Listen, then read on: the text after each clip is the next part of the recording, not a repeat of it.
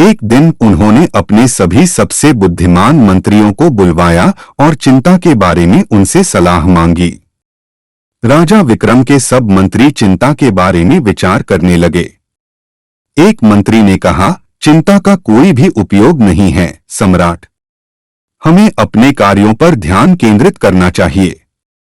एक और मंत्री ने सुझाव दिया, हमें अपने दुखों को दूसरों के साथ बांटना चाहिए ताकि हमारे बोझ कम हो।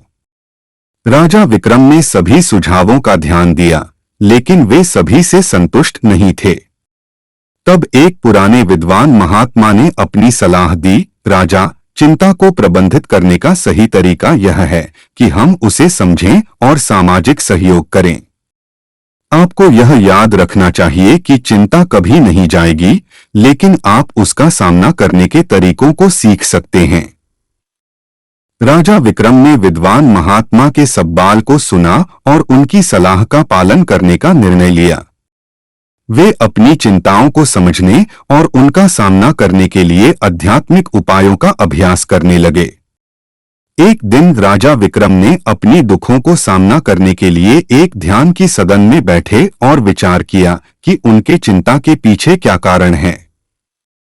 उन्होंने पाया कि उनकी चिंता का प्रमुख कारण उनकी असमर्पण भावना थी।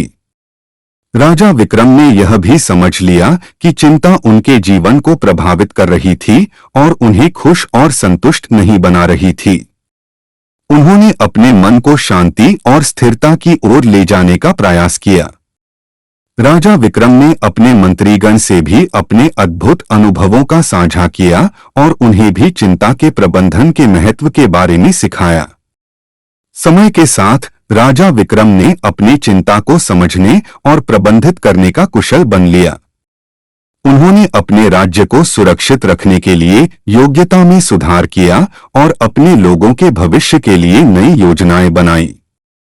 इस प्राचीन कहानी ने हमें यह सिखाया कि चिंता को प्रबंधित करने का सही तरीका है समझदारी, आत्मविश्वास और आत्मज्ञान का विकास करना।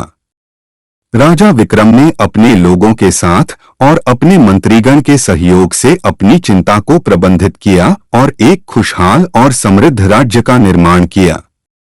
वे यह समझ गए कि चिंता के साथ जीवन को बेहतर बनाने का सबसे महत्वपूर्ण तरीका यह है कि हम अपने आत्मा के साथ एक मिलनसार और संवादग्राही रूप से रहें।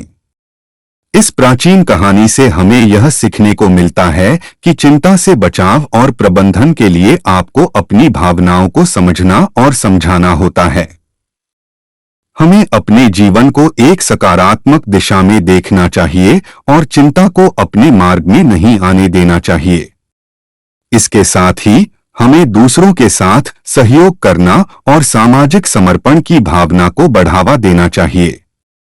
यह हमारे अधिक सुखद और समृद्ध जीवन का माध्यम बन सकता है।